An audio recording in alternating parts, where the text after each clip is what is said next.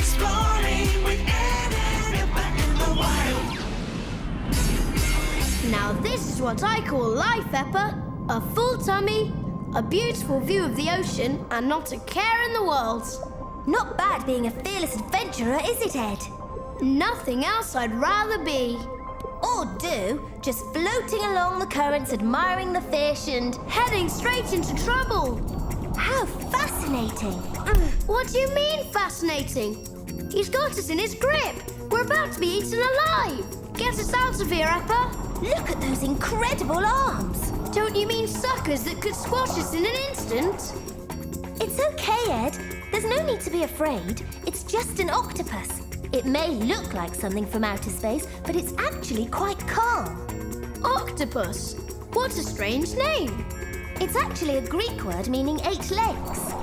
He's freed us. Told you, we're not his usual tasty snack. Hold on to your helmet, Ed. We're off! Jumping bananas! Shark!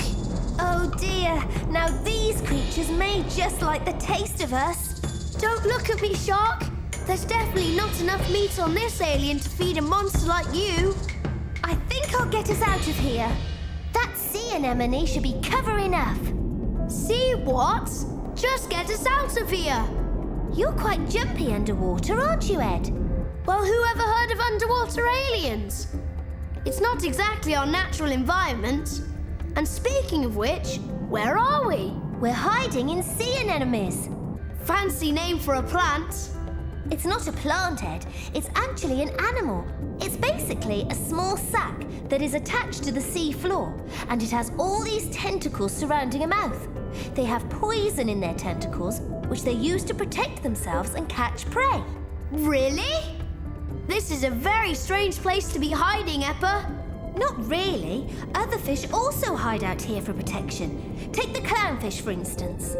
Finally, a fish with a simple name. Why does it swim so close to the anemone? You know, the poisonous tentacles and all. The clownfish is immune to the poison, so it can't harm it.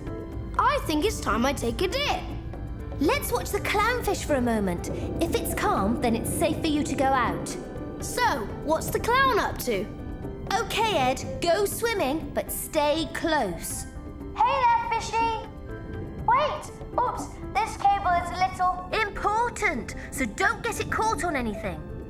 What kind of fish is this, Peppa? It's a tang, Ed. They look beautiful, but can get very angry quickly, so watch out. He doesn't look that big to me.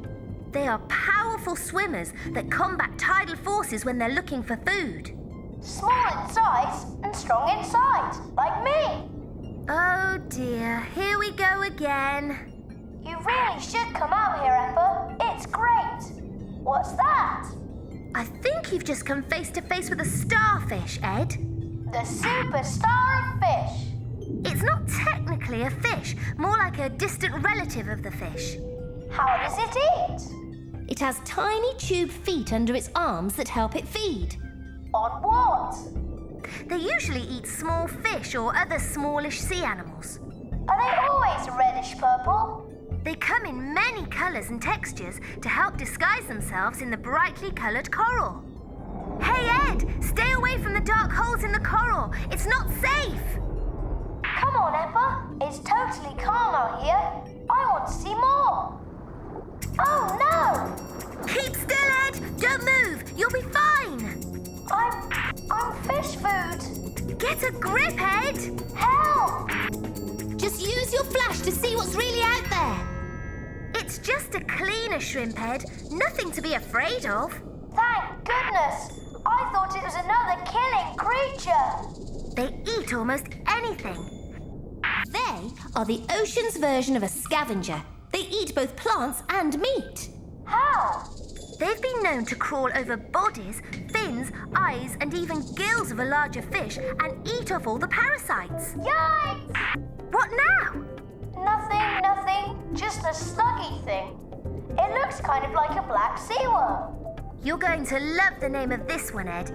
It's called a sea cucumber. Like the vegetable? Exactly. They're mostly found on the seafloor, where it feeds off all the dead material found there. It's got a a strange-looking skin. It's kind of leathery with feathery tentacles. Mr. Feathery Leathery, it's a pleasure to meet you. There are a whole lot of creatures on the sea bottom that wait for sharks and other predators to drop bits of food from out of their mouths so that they can have a meal on the leftovers. What's that, Emma? It's called a hermit crab. They also wait for bits to fall from above. What's it doing behind that shell? Hermit crabs don't have a shell of their own, so they find empty seashells to crawl into to protect their soft bodies. Watch out for that sea urchin, Ed! Hey, this thing has got some funny-looking legs. They kind of look like hedgehogs that you find on land. I'm sure stepping on one would hurt. You're right. It uses its spines to protect itself. I think my fingers are starting to get wrinkles from the water. I'm heading back, Eppa. Are you all right? Nothing an explorer of the deep can't handle. Wow, that was really cool. I could get used to this underwater world. I'll never forget your face when that shark appeared. As long as I'm here to have another adventure, I'm happy.